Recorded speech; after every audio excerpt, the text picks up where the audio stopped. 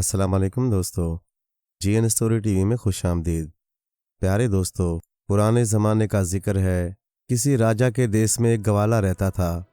इसकी 2 बीवियां थीं। पहली बीवी के यहाँ लड़की पैदा हुई और उसकी बीवी मर गई। गवाला बड़ा फिक्रमंद हुआ क्योंकि सौतीली माँ की दुश्मनी मशहूर थी। वो परेशान था कि अब इसे कौन पालेगा। ऐसा ना हो कि सौतीली माँ इसका गला घोंटकर मार डाले, लेकिन जिसे खुदा रखे उसे कौन चखे। उधर सौतीली माँ का भी कोई बच्चा ना था। इसके दिल में भी इस मासूम की मोहब्बत पैदा हो गई। 2 बरस ये बड़े लाड प्यार से पली। खुदा की शान कि इधर तो ये अपने पाँव चली, उधर सौतीली माँ के यहाँ भी बच्चे पैदा होने शुरू हो गए। पहली बीवी की लड़की, जिसका नाम गोरी था, चंदे आफताब चंदे महताब थी। और दूसरी बीवी से जो बच्चे पैदा हुए वो बदसूरत पैदा हुए।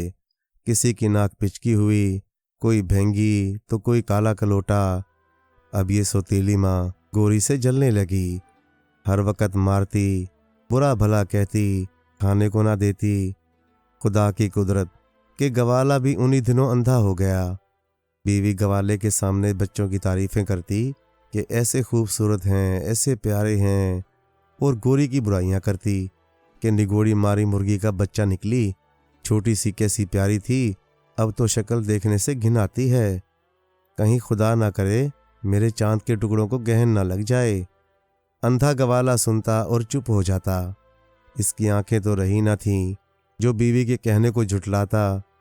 गोरी पर सारा दिन मार और सारा दिन कोसने पड़ते। वो बेचारी अपने सौतीले बहन भाइयों को खिलाते पिलाते और इनकी खिदमत करते करते मरी जाती। मगर क्या करती, अगरचा अब वो 7-8 बरस की हो गई थी, फिर भी बेबस थी। उधर बाप अंधा, उधर माँ दुश्मन। अपने दुख किससे कहती। पास पड़ोस की औरतें उसे देख देख कर करती, लेकिन गवाले की बीवी से सब डरती थीं। अगर कोई गोरी की सिफारिश करती कि बिन माँ की बच्ची पर इतना जुल्म ना तोड़ो, तो वो ऐसा तुरक कर जवाब देती कि कहने वाला अपना सा मुँह लेकर रह जाती। वो जो कहावत है ना कि हो ना हार बर्दा के चिकने चिकने पात। गोरी ने जब अपनी तकदीर फूटती देखी तो वो इस हाल में भी खुश रहने लगी। गोरी जरा और बड़ी हुई तो सौतीली माँ ने बावर्ची खाने का सारा काम इसके माथे दे मारा। बेचारी अंधेरे मुंह उठकर पानी भरती, झाड़ू बारू करती, बर्तन बासन मांजती, खाना पकाती, जैसे वो घर की लोंडी थी। पहले तो इसे इन कामों में तकलीफ हुई, वो रो पड़ी। फिर उसको ये धंधे अच्छे मालूम होने लगे। बात ये हुई कि एक दिन जो इसने आग सुलगाकर हंडिया चूल्हे पर चढ़ाई तो खदर बदर के साथ उसे सुनाई दिया कि कोई कह रहा है, प्यारी गोरी घबराओ नहीं, तेरी मेहनत रायगा नहीं जाएगी। अगले महीने जो 14वीं रात का चांद चमकेगा ना, तेरे उसमें नसीब खुल जाएंगे, खुश हो जाएगी तू। बुरे दिन चले जाएंगे, अच्छे दिन आ जाएंगे। उस दिन से गोरी को रोज दोनों वक्तों यही आवाज आया करती और वो हंसने लगती। खुशी में हंडिया को देखना भी भूल जाती। हंडिया में जो कुछ होता वो खराब हो जाता। सौतीली माँ खाना खराब करने पर कोसती, गालियां देती और मारती। मगर वो हंडिया में से जो आवाजें आया करती थी उन्हें सुनने के लिए वो बेताब रहा करती थी। जब रोज खाना खराब होने लगा तो सौतीली माँ ने एक खाना पकाने वाली नौकर रख ली। ऊपर का काम गोरी से लेने लगी, इसलिए गोरी को हंडिया की आवाज़ सुनने का मौका नहीं मिलता था। अब वो बहुत उदास रहने लगी। जिस राजा के देश में ये लोग रहते थे, इसने अपने एक दुश्मन पर फौज पाई और वहाँ से वापस होकर बड़ी धूमधाम से जश्न की तैयारियां करने लगा। जश्न का दिन आया तो शहर के अमीर गरीब, मर्द औरत, बूढ़े बाले टोलियां बांध बांध कर जश्न देखने चले। गोरी की सौतीली माँ ने अच्छे कपड़े पहने, अपने बच्चों को भी नहला धुला कर खूब बनाया संवारा और सबको लेकर जश्न देखने चली गई। गोरी से झूठे मुंह भी किसी ने नहीं पूछा। वो आंखों में आंसू भरे एक एक की सूरत देखती रह गई। गरीब अकेली घर के एक कोने में बैठी अपनी तकदीर को रो रही थी कि यकायक बाहर से बाजे गाजे की आवाज़ें आईं। बचपन फिर बचपन होता है। बाजे की आवाज़ कानों में पड़ते ही आंसू पूंछती हुई दरवाजे पर जा खड़ी हुई। ये राजा के दरबारियों का जलूस था। गाने बजाने वाले भी इसके साथ थे। सबके जरक परक पोशाकें थीं। दरबारी कुछ गाड़ियों में सवार थे और कुछ घोड़ों पर। गोरी ने जुलूस देखते देखते पड़ोस में रहने वाली एक औरत से पूछा, खाला जी, ये किसकी बारात है? पड़ोसन हंसकर बोली, बेटी राजा की बारात है। गोरी बोली, अम्मा, इनमें दूल्हा कौन है? पड़ोसन, अरे बावली, राजा इस गलियारी में से क्यों जाने लगा? वो बागीचे के ऊपर से सड़क सड़क गुजरेगा। अम्मा, कौन सी बागीची? ये सामने क्या है, दिखाई नहीं देता? गोरी बोली, मैं जाऊं राजा को देखने? मुझे कोई रोकेगा तो नहीं? पड़ोसन, अरे जा, घर में बैठ, तेरी माँ सुन लेगी तो तेरी खाल उधेड़ देगी। गोरी बोली, अम्मा, रोज तो पिटती हूँ, आज और पिट लूंगी। पड़ोसन, तू जा देख, ऐसा ना हो राजा तुझे उठाकर ले जाए। इतने में बागीची के ऊपर से बाजों की और ज्यादा सुरीली आवाजें आने लगी। गोरी बेतहाशा बागीची की तरफ दौड़ पड़ी। दरवाजा खुला हुआ था, वो इसके अंदर घुस गई। बागीचे में जाकर वो खुशी के मारे सब कुछ भूल गई। चारों तरफ बहार ही बहार थी और नफरियों की आवाजें भी खूब आ रही थीं। फूलों से नजर हटाने का इसका दिल तो नहीं चाहता था, लेकिन इसने सोचा, पहले राजा की सवारी देखाऊं, फिर अच्छी तरह यहाँ की सैर करूंगी। ये सोचकर इसने कदम आगे बढ़ाया ही था कि इसने देखा एक शेर रास्ता रोके खड़ा है और उस पर एक बुढ़िया सवार है। गोरी का कलेजा धक धक करने लगा। इससे भागा भी नहीं गया, चीख कर वहीं बैठ गई और आंखें बंद कर लीं। बुढ़िया बोली, प्यारी गोरी, मुझसे डर गई? गोरी का डर के मारे बुरा हाल था, सर से पांव तक कांप रही थी। वो दांत भींचकर बैठी हुई थी, बेचारी क्या जवाब देती। ये देखकर बुढ़िया शेर पर से उतरकर आगे बढ़ी, गोरी के सर पर हाथ फेरा और बोली, बेटी, शेर से ना डरो, ये तो मिट्टी का खिलौना है, उठो, मुझसे बात करो। गोरी को जरा इत्मीनान हुआ। इसने मुंह उठाकर शेर की तरफ देखा। वो ऐसा बेहिस्सो हरकत खड़ा था जैसे सचमुच मिट्टी का हो। बुढ़िया ने गोरी का हाथ पकड़कर कहा, मैं तो खुदा जाने कितनी दूर से तुम्हारे पास आई हूँ और तुम मुझसे मुंह छुपाई बैठी हो। गोरी बोली, कहाँ से आई हो? मैंने तुमको पहले कभी नहीं देखा। मेरे देखने का ज़माना अब कहाँ, जिन्होंने मुझे देखना था वो मर गए। मैं एक वक्त में यहाँ की रानी थी। रानी शारदा का नाम तो तुमने सुना होगा ना? गोरी, सुना है, वो जादू के जोर से चील बनकर उड़ गई थी और फिर आज तक किसी को नजर नहीं आई। बुढ़िया, हाँ, मुझ में आंखों से गायब हो जाने की कुदरत है और जहाँ चाहूँ मैं आ जा सकती हूँ। जब तक मैं न चाहूँ कोई मुझे देख भी नहीं सकता। गोरी ने दिल ही दिल में हैरान होकर कहा, अच्छा, तुम मुझसे क्या चाहती हो? बुढ़िया बोली, जब तुम हंडिया पकाया करती थीं, हंडिया के अंदर से आवाज़ें आती थीं?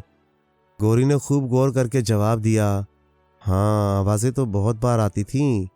बुढ़िया बोली, बेटी, वो मेरा ही करिश्मा था। गोरी, हंडिया में तुम बोला करती थीं? बुढ़िया बोली, हाँ, मैं तुम्हारी किस्मत खोलना चाहती थी। गोरी ने फिर पूछा, पर मेरी किस्मत तो नहीं खुली, जैसी बदनसीब थी वैसी ही हूँ। देखो, आज राजा की बारात में सारा घर गया है, मुझे कोई नहीं ले गया। बुढ़िया बोली, राजा की बारात में तुम्हें कोई नहीं ले गया? गोरी ने आंखों में आंसू भरकर जवाब दिया, ले जाते तो मैं यहाँ क्यों खड़ी होती? बारात भी गुजर गई, उसको भी देखना नसीब नहीं हुआ। बुढ़िया, तो क्या तुम महल में जाना चाहती हो? वहां जाकर दुल्हा को देख लेना। ले जाने वाले तो पहले चले गए, अब कौन ले जाएगा मुझे? बुढ़िया बोली, मैं पहुंचा दूं? गोरी ने हसरत भरी निगाहों से बुढ़िया की तरफ देखा। बुढ़िया बोली, अच्छा, तो अपने घर जा और तुम्हारे पास जो सबसे अच्छे कपड़े हों वो पहन आओ, मैं यहीं खड़ी हूँ।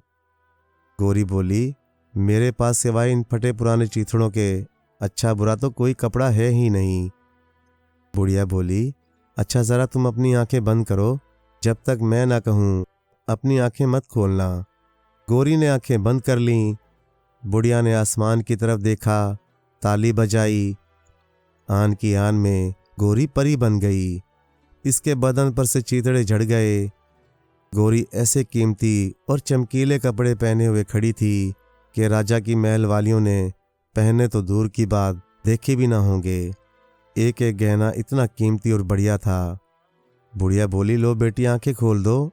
गौरी ने जो आंखें खोल कर देखा तो खुश हो गई। बुढ़िया, बस अब तो तुम्हारा बनाव श्रृंगार पूरा हो गया, तुम सचमुच की दुल्हन मालूम हो रही हो। गौरी ने शर्म से आंखें नीचे कर लीं। आंखें जो झुकी तो पांव नंगे के नंगे नजर आए। वो बुढ़िया से कहने लगी, कपड़े तो ऐसे और पांव बिल्कुल नंगे। बुढ़िया ने ये कहकर कि नंगे पांव क्यों जाओ, बिलोर की जूतियों का एक जोड़ा अपनी बगल में से निकाल कर दिया। गौरी ने पहन कर देखा तो वो उसे बिल्कुल पूरा आया। बुढ़िया बोली, अब देर क्यों करती हो, जाओ, मगर देखो चांद के निकलने से पहले पहले अपने घर लौट आना, नहीं तो ये कपड़े उतर जाएंगे और तुम राजकुमारी से फटे पुराने कपड़ों वाली छोकरी रह जाओगी। गौरी, अभी तो दिन है और चांद तो रात को निकलेगा, मुझे वहां बैठना थोड़ी है, खड़े खड़े तमाशा देखकर चिराग जलते ही आ जाऊंगी। लेकिन ना मुझे राजा का महल का रास्ता मालूम और ना इतनी दूर में पैदल जा सकती हूँ, और दूसरा ये कपड़े पहने हुए जूतियां चटखाते जाने में क्या मज़ा। बुढ़िया हंसी और इसने फिर ताली बजाई। गौरी ने देखा कि सामने से एक निहायत खूबसूरत सजी सजाई रथ चली आई, जिसमें 2 सफ़ेद घोड़े जुते हुए थे। बुढ़िया, लो बेटी, इस गाड़ी में सवार हो जाओ। गौरी उछलती कूदती घोड़ा गाड़ी में बैठ गई। घोड़े फराटे भरते हुए चले और पल की पल में वो राजमहल के बड़े फाटक के अंदर जा खड़ी हुई। राजमहल की सजावट का क्या कहना और लोगों की खुशी का क्या पूछना। हर तरफ नौबतें रखी हुई थीं, शादियां ने बज रहे थे, कहीं नाच हो रहा था तो कहीं गाना। जिस वक़्त रथ महल के आंगन में आकर ठहरी तो नौकर चाकर दौड़ पड़े कि ये किसकी सवारी आ गई, ऐसी सवारी तो राजा की भी नहीं। फिर गौरी को दरबारियों ने इस आन बान के साथ रथ से उतरते देखा तो सब के सब एक जुबान होकर कहने लगे, राजकुमारी आ गई, राजकुमारी आ गई। और बड़े बड़े सरदार दौड़े, उसे हाथों हाथ दरबार में लेकर सबसे ऊंची जगह बिठा दिया। कोई शरबत पिलाना चाह रहा था, कोई पान का बीड़ा खिला रहा था। राजा और रानी गौरी को देखते, खुश होते और आपस में कहते, हमारी खुशकिस्मती है जो ऐसी राजकुमारी हमारे यहाँ आई। रानी, मगर महाराज ये है कौन, मैंने पहचाना नहीं। राजा, पहचाना तो मैंने भी नहीं, हाँ किसी राजा की बेटी होगी। इतने में चिराग जलने शुरू हो गए। राजा और रानी में ये बातें हो रही थीं कि गौरी की निगाह जो बाहर आंगन में पड़ी तो देखा एक चील मंडला रही है। फौरन बुढ़िया का ख्याल आया कि इसने कहा था चांद निकलने से पहले अपने घर चली जाना। वो घबरा गई, बहाना करके उठी, बाहर निकलकर आसमान पर नजर डाली। तारीकी फैल चुकी थी, चांद की शुआएं फूटने वाली थीं। भागी और ऐसी घबरा कर भागी कि एक जूती भी पांव से उतर गई। महल से बाहर निकली थी कि चांद छलकने लगा और फिर वो राजकुमारी से गौरी बन गई। गहना पाता, अच्छे कपड़े सब चीथड़ों में बदल गए। वो तो अच्छा हुआ कि चांद जब निकला था उस वक्त वो महल से बाहर निकल चुकी थी, नहीं तो वहीं दूर फिटे मुंह होने लगती। और उसकी सवारी भी चली गई थी। वो पैदल ही घर चल पड़ी।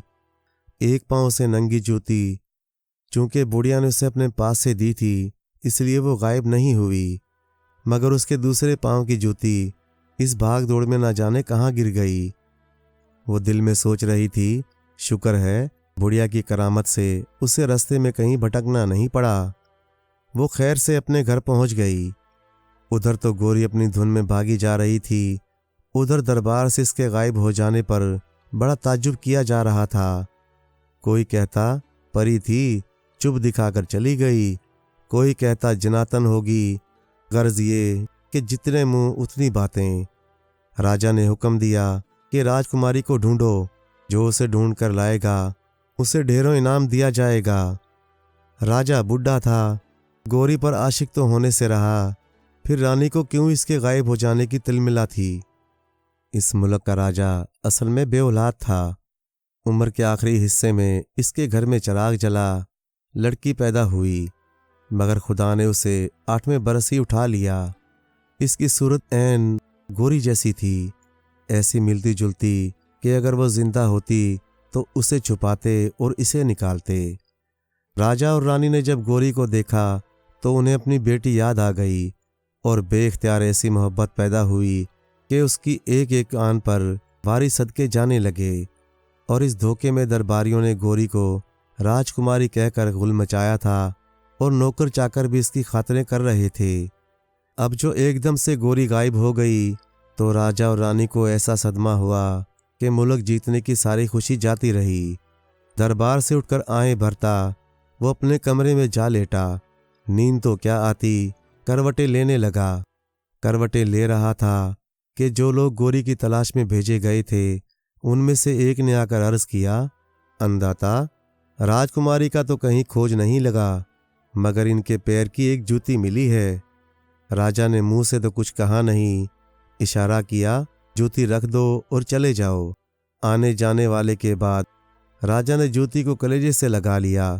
दिल को तस्कीन सी हुई और नींद आने लगी। जूती एक संदूक में रख दी और सो गया। ख्वाब में क्या देखता है कि संदूक का ढक्कन खुला, उसमें से जूती निकलकर बाहर आई और बड़ी मीठी बोली में बोली, महाराज, हम दो हैं, दोनों जुड़वां पैदा हुए थे, हम में से एक बिछड़ गई, उसका खोज निकलवाओ तो मेरी भी बेचैनी जाए और आप भी सुकून की नींद सोएं। जूती इतना कहकर फुदक फुदक कर फिर संदूक में चली गई और राजा की आंख खुल गई। फिर राजा ने बहुत चाहा कि उससे नींद आ जाए, मगर उसे नींद न आई। सुबह उठते ही शहर के कोतवाल को बुलाकर हुक्म दिया कि अभी जाकर बस्ती के एक एक घर की तलाशी लो, ना किसी अमीर को और ना किसी गरीब को छोड़ना, हर घर की तलाशी ली जाए। जितनी भी लड़कियां मिलें उनके पाँव में ये जूती पहना कर देखो, जिसके ठीक आए उसे हमारे पास हाजिर करो, लेकिन सख्ती ना करना, बहुत नरमी से काम लेना और लड़की को इज्जत के साथ लाना। उधर कोतवाल जूती लेकर कोतवाली की तरफ चल पड़ा और उधर गोरी की सौतीली माँ जब जश्न की सैर देखकर लौटी तो गोरी घर में आ चुकी थी। अपने मियाँ से इसने किले में जो गुजरा था उसका सारा किस्सा बयान किया। दोनों देर तक बातें करते रहे। रात ज्यादा हो गई थी, दोनों पढ़कर सो गए। पड़ोसनों को आग लगाने में कुछ मजा आता है। सुबह ही सुबह वो औरत जिससे जुलूस देखते हुए गोरी ने बातें की थीं, दीवार से झांक कर बोली, अरे बी हमसाई, राजा के यहाँ रात को दावत खा आई? गोरी की माँ, हाँ गई तो थी, मगर वहाँ ऐसी उधम मची कि खाना पीना सब रह गया। गोरी की माँ ने सारा किस्सा बयान कर दिया। पड़ोसन, गोरी को भी ले जाती, वो बेचारी तरसती रह गई, ऐसा तो अंधेरा नहीं होना चाहिए। गोरी की माँ, अरे उसे क्या ले जाती, उसके पास तो कोई ढंग के कपड़े भी ना थे।